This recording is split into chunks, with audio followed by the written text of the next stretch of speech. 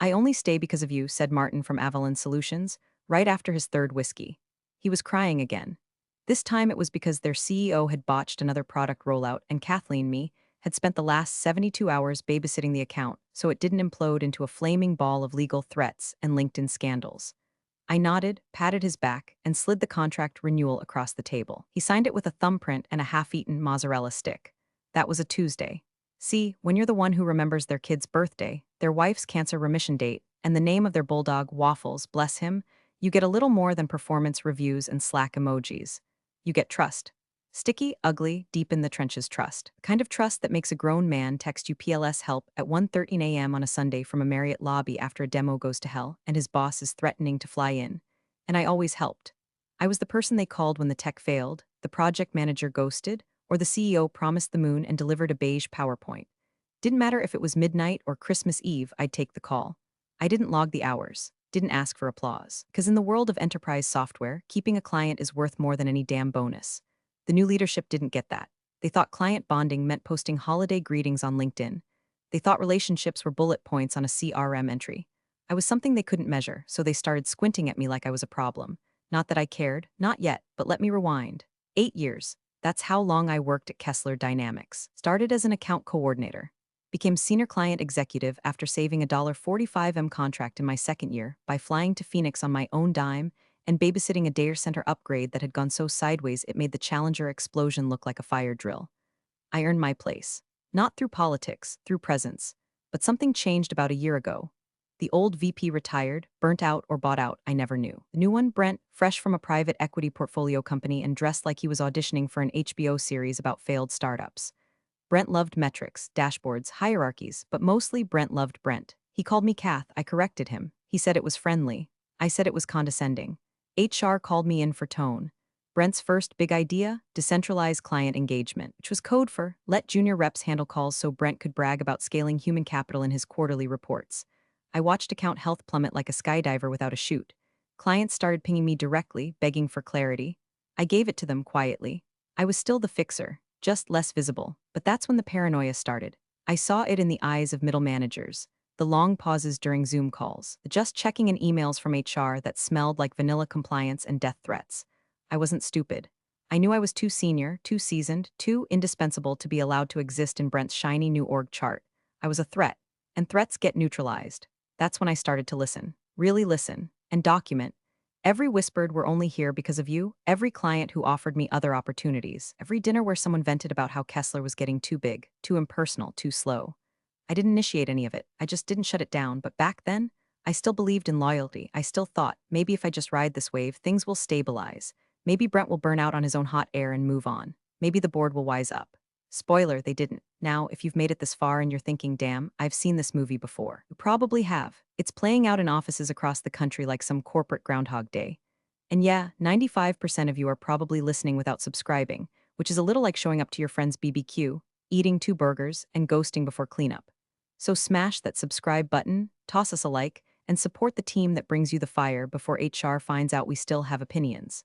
Back to Kathleen. There's this weird thing that happens when clients start seeing you as the company. You stop working for the logo and start working for the relationship. Not in some kumbaya, people first kind of way. I mean real loyalty. Blood in the contract kind of loyalty. And over the next few months, I'd find out just how deep that loyalty went. Because while Brent was busy trying to replace me with a pie chart, my clients were quietly preparing for war. They just needed me to give the signal. I hadn't planned to fire first, but damn, I was ready to finish it. It started with a calendar invite.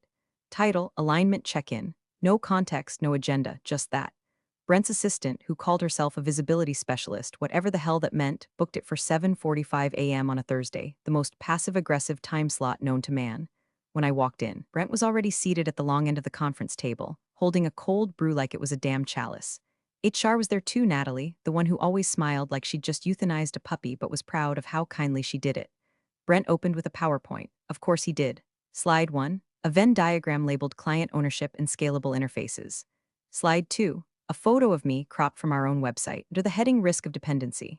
See, Kathleen, Brent said, fake concern smeared all over his face. We've identified that your relationships with key accounts have blurred some lines. You're spending a disproportionate amount of time on direct engagement. That's not scalable. I leaned back, arms crossed, define disproportionate. Natalie clicked to the next slide. A bar graph. According to time logs, your call hours exceed the average by 240%. You've expensed more client dinners than the entire Midwest team combined. And this is important, you've been bypassing assigned account managers. I looked Brent in the eye, because the account managers you hired couldn't locate their own ass with both hands and a GPS. One client called me crying because a rep told them patches are optional. Brent didn't blink. That's exactly what I mean. Undermining the team, acting as a lone operator. This isn't about heroics. It's about boundaries. I bit my cheek to stop the laugh. Boundaries from the guy who posted gym selfies during board meetings. HR's recommendation, I take a strategic step back. Let junior reps grow into the role. Focus on internal enablement. In other words, shut up, sit down, and be less useful. They didn't fire me. They declawed me. I walked out of that meeting feeling like a guard dog put on a vegan diet. My badge still worked. My title hadn't changed, but my leash had just gotten tighter. And the monitoring? Oh, it escalated fast. My calendar started filling with ride-along invites from Brent's Golden Boys, guys who couldn't spell middleware, let alone negotiate a six-figure SLA breach. My expense reports got flagged. A client dinner I'd attended annually for 6 years was suddenly deemed non-essential spend. Natalie asked if I could start submitting daily summaries of my calls to ensure alignment with org goals. It was like being audited by toddlers. And then came the whispers. People stopped seeing me. Slack channels I'd created were archived without notice. A peer, one I'd mentored since she started, warned me after hours. Brent's talking about succession planning. For your role? Succession planning. I wasn't dying. I wasn't retiring. I was being surgically removed while still walking. But it wasn't just the company shifting. My clients felt it too. Jason from Elora Tech called me after noticing a green as grass associate had shown up to their quarterly review in my place. Kathleen, I'm not trying to be dramatic, but if you're not involved, we're not renewing. Just being honest. And then came the moment I knew. It was a casual lunch. Kelly from Trivento Systems. We were halfway through our salads when she said, you know, if you ever left Kessler, we'd follow. No hesitation, I played it off. Laughed, don't tempt me, she didn't laugh back. I'm serious, you're not an employee, you're our firewall. If you go, I'm pulling the plug. I smiled, but inside, something cracked open. That night, I poured a glass of wine, opened a blank folder on my desktop, and named it Contingency Prep. I didn't know exactly what I was preparing for. Not yet, but I knew the air had shifted. The tone in meetings, the glances from HR, the way Brent stopped calling me Kath and started saying legacy resource. I'd become a relic, a risk, and risks in companies like ours get repackaged into severance packages. So I began to document every policy shift, every client complaint forwarded to me after being misrouted to a junior, every time I was asked to step back while being privately begged to step in. Because when the knives came, and they would, I wasn't going to bleed quietly. I was going to hand them a file so thick it gave their lawyers carpal tunnel. And somewhere deep in my gut, I started to wonder, what if I stopped being the one who saved the deals and became the reason they collapsed? What if I wasn't the safety net? What if I was the trapdoor? The first person I called wasn't a recruiter or my therapist or even my husband. It was my cousin Lara, who just so happens to be the scariest contract lawyer on the Eastern Seaboard. Picture a woman who files prenups for billionaires before brunch, shreds NDAs for fun, and once made a hedge fund CEO cry by quoting his own bylaws back to him in a deposition. I hadn't seen her in years, but after that lunch with Kelly from Trivento and a Friday afternoon performance growth reflection email from HR, I picked up the phone. She answered on the second ring. Kathleen, you only call when you're either planning a murder or trying not to commit one. Option 3, I said. I want to prepare for a corporate decapitation. Slow, legal, surgical, Lara's voice purred. Finally, we met the next morning at a tiny cafe she liked because no one here knows how to sue each other. I laid it all out, Brent, HR, the passive-aggressive purgatory they were engineering around me, and the off-the-record comments from clients hinting they'd walk if I left. She listened, then smiled like a cat who'd just spotted a drunk mouse on rollerblades. You're sitting on a gold mine, Kath, she said.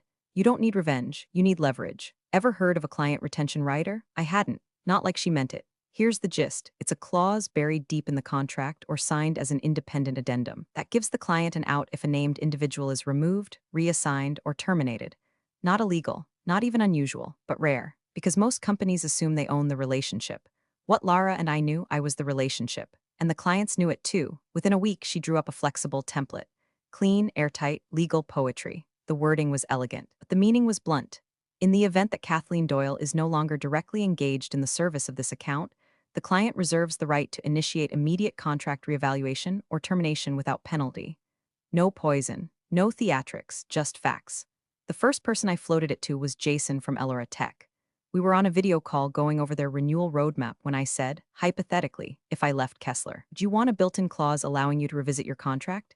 He didn't even blink. Can we do that? I have a lawyer, I said. We can send it. And just like that, the first domino fell. Over the next 6 weeks, I moved quietly. I didn't approach legal. I didn't use company systems. Lara handled it all externally. Each agreement was customized, signed off independently, and mirrored to personal backups. They weren't breach threats. They were contingency options. Safety nets for the people who trusted me. By week 4, I had 8 signed. By week 6, I had 15, including some of the most high-profile, high-dollar clients on our books. What shocked me wasn't how quickly they agreed. It was how eager they were. You've saved our asses more than once, said Priya from OneSpan Systems. If they push you out, it's proof they're not serious about our success. I'd follow you anywhere, said Marty from Veridan. Just say the word. They weren't loyal to Kessler. They were loyal to me. And that's when it hit me hard and clean. My employer didn't own me anymore. Not in spirit, not in leverage, not in trust. They were coasting on a reputation I'd built. While Brent played dress-up CEO and HR played compliance theater, I had been laying foundation after foundation in the real world, the one that mattered. It was the realization that broke something inside me. Loyalty should go both ways, but it never had. I'd spent years cleaning up their messes, smoothing over arrogance, translating ego into solutions, protecting execs from accountability. And now, the moment I became inconvenient, they tried to fade me out like a Windows update. No confrontation, just polite suffocation. Well, they weren't the only ones allowed to prepare. By the end of the second month, Lara had locked in over 20 customized retention clauses, all silent, all legal, all sitting like dormant landmines under the floorboards of Kessler's Q4 revenue projections. And I was done being the safety net. From now on, I'd be the tripwire. The moment they pulled the wrong move, they'd find out just how many strings I wasn't holding anymore, because I'd handed them to someone else. That night, I poured myself a glass of Pinot Noir, sat out on the back deck, and opened a fresh notebook. Page 1, Exit Strategy, Client-Driven. And under it, a single sentence I circled 3 times. No more saving people who don't care if I drown. The invite hit my inbox at 4:02 p.m. on a Monday, right as I was finishing a call with a client who just had their 4th product failure in 6 weeks. The subject line? Behavioral Alignment Review. Kind of corporate word salad that makes your skin crawl before you even open the damn email. It was from Natalie, of course. Our HR shepherd in beige cardigans, who always looked like she'd been cry meditating in the car. The body of the email was full of cheerful weaponry. We'd love to offer you a safe space to explore opportunities for growth within evolving role expectations. Translation. Bring your badge and a smile, we're coming for your spine. The meeting room was already too warm when I walked in.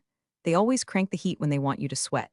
Brent was there, greased hair, fake laugh, tapping a Montblanc pen like he was about to underwrite an exorcism. Natalie sat beside him, tablet in hand, sympathy preloaded in her face like it was part of her outfit. Thanks for coming, Kathleen, she started, tone soft like I was a lost puppy instead of a wolf in their office lobby. Just wanted to check in on some patterns. Brent jumped in. There's been concern about blurred professional lines. I tilted my head. Blurred how? Natalie tapped her screen. Overengagement, high volumes of off-hours communication, clients expressing personal attachment. One even referred to you as indispensable in an email to procurement. I snorted. How dare they? Brent didn't laugh. We want to avoid dependency. I smiled. Isn't that the point of retention? He blinked. We're trying to build systems, not saints. Natalie leaned in. We've noticed that your involvement sometimes leads to confusion about who's leading the account. Oh, I'm fully aware who's leading it, I said. It's just not the person you think. Pause. Brent cleared his throat, clearly unamused. We're asking that you pull back. Let the assigned team handle their responsibilities. No more solo outreach. No more private dinners. No more unsanctioned communication outside of business hours. Of course, I said, nodding like a bobblehead in church. You're absolutely right. I should be more careful. Brent smiled like he'd just neutered a threat. What he didn't see, what he never saw, was the flicker behind my eyes. The part of me that was already noting which 3 clients I'd be calling tonight. Because if they wanted to pretend I was some clingy relic hanging on to the old way of doing things, fine. I'd play the fossil, but I'd do it with fangs. Back at my desk, I opened my secure laptop, the one I never connected to the company VPN, updated the spreadsheet, 3 new files, 3 new contracts, all phrased a little differently. One cited dependency risk mitigation. Another used confidence anchor. All of them said the same thing. If Kathleen Doyle disappears, we renegotiate. By Thursday, they were signed. Jason from Elora Tech even added a personal note. Frankly, we trust you more than we trust their software. By Friday, I had 2 more pending. My little folder, once a whisper of rebellion, was now a full-blown arsenal. 23 clients, 23 loaded chambers. And still, I smiled through the meetings. I nodded during change management calls. I left fake reactions on Slack posts about Brent's latest vision sprint. Let them think I was playing ball. Because while they spent their energy sanitizing my calendar and removing me from client-facing threads, I was engineering something none of them understood. Quiet loyalty. Earned loyalty. Loyalty you can't reassign to a new account manager with a half smile and a Salesforce login. What they never got, what no MBA ever teaches, is that people don't stay for products. They stay for people who give a damn, and I gave a damn. Right up until they made that a problem. That week I started printing hard copies of the signed clauses. Not for use, just insurance. Tucked into a locked drawer in my home office, each signature felt like a poker chip in a game they didn't know they were losing. I could feel the threshold under my feet, that invisible line you cross where there's no going back, not emotionally, not politically, not professionally. I wasn't just prepping anymore, I was waiting. And the waiting, it wasn't passive, it was precise. Every forced smile, every compliance meeting, every passive-aggressive calendar audit they threw my way, I absorbed it like fuel. Because when the moment came, and it would come, I wasn't going to fight back. I was going to walk out with a smile so calm they wouldn't realize the building was burning until the sprinklers kicked in. And I wouldn't even be there to watch. The warning came from Claudia, the only person left on my floor who still looked me in the eye when we passed in the hall. She wasn't even supposed to be in that meeting. Some internal talent recalibration nonsense Brent was spearheading, where he gathered department heads to evaluate legacy value alignment. Translation: figure out which veterans still had a pulse and which ones could be replaced by shiny new yes men with white teeth and LinkedIn certificates. She pulled me aside after lunch, voice low, eyes scanning the hallway like we were in a Cold War thriller. Look, I shouldn't say this, but Brent's gunning for your role, she said you're outdated, that you don't scale, that you're too emotionally entangled with the client base. I blinked. Emotionally entangled? She nodded. His words, not mine. He's positioning you as a bottleneck. Says client loyalty to a person is a liability, not an asset. That was rich, coming from a man whose loyalty was entirely to his mirror. I thanked her, kept my face neutral, and walked back to my desk like nothing happened. But something inside me snapped, not loud, not dramatic, more like the last notch in a belt giving way after months of strain. I sat down, opened my contingency folder, and stared at the list. 23 signed, 2 pending. By the end of the day, it would be 25. At 4:12 p.m., an email landed in my encrypted inbox. Subject line, per your suggestion, was from Priya, the senior VP over at OneSpan Systems. She'd always been sharp, calm, tactical. The kind of executive who never needed to raise her voice because her silence did the cutting for her. Inside the email was a draft letter, already printed on OneSpan letterhead. It read, effective immediately, we are invoking Clause 4B of the retention agreement, pending reevaluation of services following the departure of Kathleen Doyle from our engagement team. Please consider all deliverables and milestones suspended until further discussion. The closing line, our partnership has always been based on trust. That trust has a name. There was no body text, no greeting, just the document ready to fire. Underneath, Priya had written, say when. I leaned back in my chair, hand over my mouth, not from shock, from confirmation. All the months of wondering if I was crazy, if I was overplaying my hand, if the relationships I built were just sugar and small talk, they weren't. They were real. And now they were weapons. But not everyone saw it that way. The silence inside Kessler had become suffocating. People stopped asking me to join meetings. Internal threads I used to lead were now mysteriously archived. Junior reps I trained were suddenly looping in Brent for strategic context. HR started including vague reminders in their emails about maintaining team unity and communication channels. I'd become radioactive. I wasn't just being pushed out, I was being erased. Slowly, quietly, efficiently, it was death by erasure. The kind of internal purge that doesn't leave fingerprints, just a shrinking chair, a cold desk, and an inbox that stops pinging. But outside the walls, I'd never been louder. Clients called me directly through personal numbers. Texts rolled in, are you okay? We heard something weird from the new AE, want to confirm with you. Brent's guy said you were stepping back, that true? I told them all the same thing, let's stay connected, just in case. I started to see myself differently, not as an employee, not even as a leader. I was an ecosystem, living infrastructure that had built itself around relationships no quarterly forecast could replicate. I wasn't a line item on a payroll spreadsheet, I was the bridge holding 2 continents together. If they burned me, they'd drown in the river I held back. One night, after an especially surreal team meeting where Brent announced a client intimacy reboot without so much as blinking at me, I went home, poured myself a whiskey, and pulled up the full list. 25 accounts, all willing to walk, collectively, $340 million in recurring contracts, just shy of half the company's annual revenue. I was no longer wondering if I could bring the house down. I was now wondering when to light the match. And for the first time in months, I slept like a baby. It happened on a Tuesday. Tuesdays are always the days they do it, far enough from the weekend to avoid gossip, close enough to Friday that people forget by happy hour. HR likes patterns. Patterns feel safe, predictable, civilized, but nothing about what went down that day was civilized.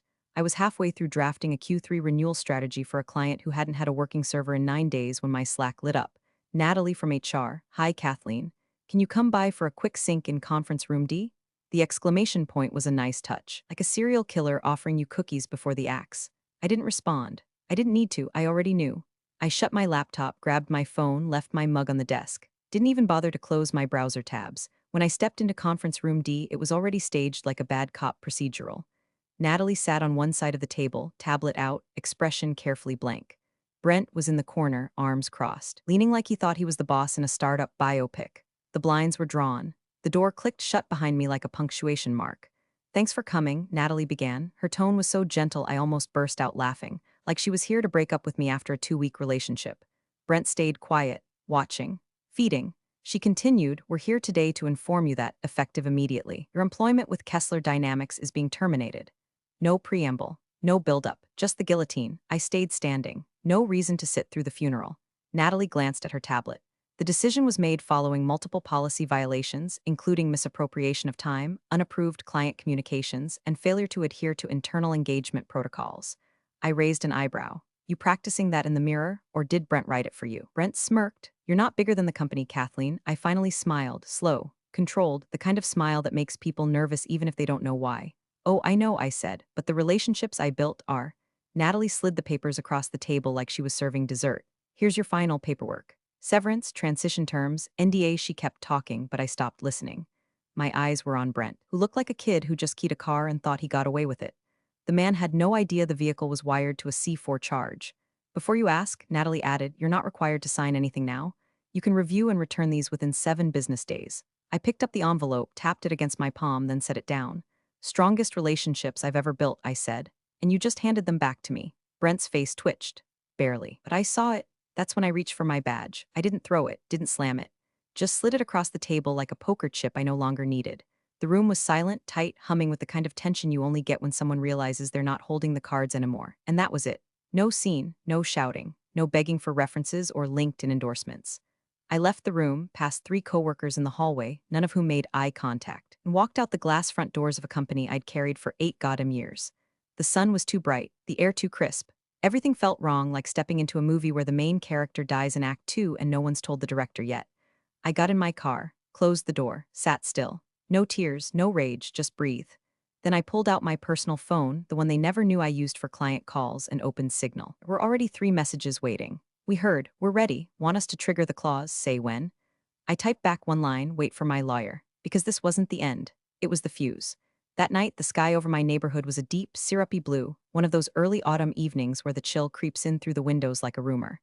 I sat on my porch, blanket over my lap, glass of Malbec in hand, watching the streetlights flicker on like dominoes falling into darkness. My laptop sat open beside me. Secure connection, burner Wi-Fi, nothing traceable. At 7:11 p.m., the first email went out. Subject, contract reevaluation per retention clause, immediate attention required. It came from Elora Tech's legal team. Polite, firm, deadly. Per our executed rider dated March 12, 2025, you're formally initiating a review of all current service deliverables, contracts, and milestones. Our terms with Kessler Dynamics were contingent upon direct engagement with Kathleen Doyle. In her absence, we are exercising our right to suspend obligations pending renegotiation. That first one was like the opening notes of a funeral dirge. At 7:18 p.m., the next hit, OneSpan Systems, then Trivento, then Veridin, then Biomatrix. By 8 p.m., my secure inbox was flooded. Legal reps, procurement leads, CTO, and CIOs, people who hadn't emailed in months, were now rolling their grenades across the conference room floors of Kessler Dynamics. Every subject line had a similar ring. Per Clause 4B triggering contingency rider, immediate suspension of deliverables. Notification of terms reevaluation following personnel change. Every one of them legally binding. Every one of them engineered by me, months ago in the quiet. Inside of 90 minutes, $340 million in contracts, nearly half the company's booked revenue, was now listed as pending, paused, or under renegotiation. That's the thing about trust. It doesn't show up on a balance sheet until it walks out the door and takes the damn building with it. At 8:46 p.m., my personal phone buzzed. Unknown number. Brent. I let it ring. Watched it vibrate across the patio table like a dying fish. Voicemail, then another. Then a text, "We need to talk, please." I sipped my wine and tapped the screen, "Do not disturb," because no, Brent, we don't need to talk. You already did all the talking at town halls and passive-aggressive email threads during backdoor meetings with HR while pretending to empower legacy leaders. You gave the speech. You wrote the check. Now you get to cash it. At 9:03 p.m., lawyer Lara texted me a screenshot. It was an internal thread from OneSpan's legal department, CC'd to Kessler's general counsel. Just to clarify, our continued business with Kessler was predicated on Kathleen Doyle's leadership. Her removal constitutes a material change in the service relationship. We are not obligated to continue under the present terms. Mike dropped.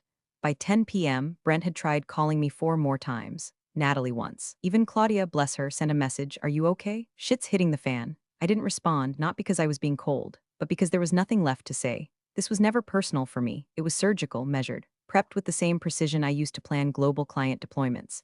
Except this time, the rollout wasn't software, it was justice. I closed the laptop, looked up at the sky. The stars were showing now, shy, scattered, like they'd heard the noise and wanted to see who won. Inside, I could hear the ding of another email landing.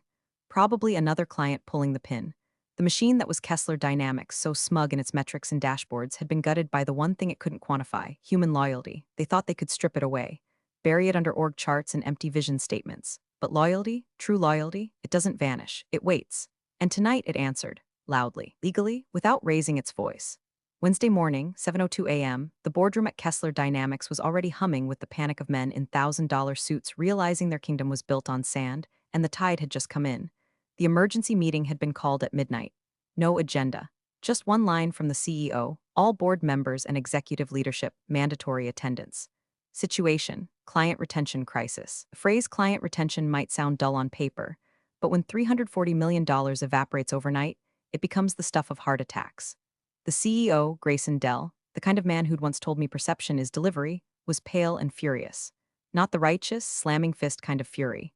No, this was the quiet, internal hemorrhaging of a man whose quarterly bonus had just vanished in a puff of NDAs and legalese. He stood at the head of the table, arms crossed, jaw clenched so tight you could hear the molars grind. "Someone explain," he said, voice low and cold, "how nearly half our booked revenue is now legally suspended due to one employee's departure." Silence. Then legal Miriam, poor thing, barely 3 months into her role, cleared her throat. She had a manila folder trembling in her hands, which was never a good sign in a room full of corporate lifers. These clauses were lawful, she said. Each was client-signed. Clean, no breach of employment terms. She didn't leverage internal IP. She used her own communications channels, nothing traceable to company systems. Grayson blinked. "So you're telling me she legally walked out of here and took our clients with her?" Brent, seated 2 seats down, tried to rally. She didn't notify leadership. This was malicious. She operated in bad faith. That's when the CFO, Martha, who hadn't spoken yet, looked up from her laptop, pushed her glasses up, and said flatly she didn't have to. All heads turned. Grayson narrowed his eyes. "Explain." Martha didn't flinch. "The clients signed retention riders. They're legal instruments, not sabotage, not breach. Just smart risk management from their side. Kathleen gave them a lifeline, and now they're using it." Brent's face drained of color. "But she wasn't authorized to negotiate." "She didn't negotiate," Martha snapped. "She didn't promise discounts. She didn't use proprietary documentation. She built trust. That's not illegal, Brent. That's just rare." The room went still. Miriam tried to offer something, anything. "We could try to argue undue influence or breach of loyalty, but there's no evidence." In fact, several clients noted in writing that they approached her first. Grayson's mouth was a thin line. "So our clients willingly built these clauses with her." Miriam nodded. He turned to Brent. "And your plan for account scalability was to fire the one person holding the accounts together." Brent opened his mouth, closed it. Then Martha added with surgical precision, "Also worth noting, half the accounts impacted were on the priority renewal list Brent submitted 2 weeks ago. The ones he bragged about personally locking down." Grayson's head turned slowly. "I to the board." Brent stammered, I didn't know she had these riders. She blindsided us." "She didn't blindside us," Martha said. "She insulated herself. And our clients followed. Because she's the only one they trusted. That's not sabotage, that's gravity." Silence again. Until one of the outside board members, an older man with more gray hair than remaining optimism, muttered, "Why didn't we know?" HR's director, Natalie, finally spoke, voice trembling slightly. "There were concerns about her boundaries with clients. We tried to realign her to non-client-facing tasks. We followed protocol." Grayson turned toward her slowly, deliberately. "Your protocol just detonated our Q3. You buried our most valuable asset under performance reviews and alignment syncs while she was holding the goddamn company together with duct tape and goodwill." Natalie's face fell. Her tablet dimmed in her lap. "Effective immediately." Grayson said, "HR oversight is suspended. Your role is under review." She didn't respond, just gathered her things in silence. As for Brent, when Grayson turned toward him next, there was no speech. No dramatic firing, just a sentence. "Get out of my org chart," and that was it. By noon, Brent's email was deactivated. His name vanished from the leadership page. Internal Slack channels buzzed with whispers and guesses, but nobody said it out loud, because everyone already knew. By 3 p.m., legal was on the phone with outside counsel trying to understand how many contracts could be salvaged, renegotiated, or clawed back.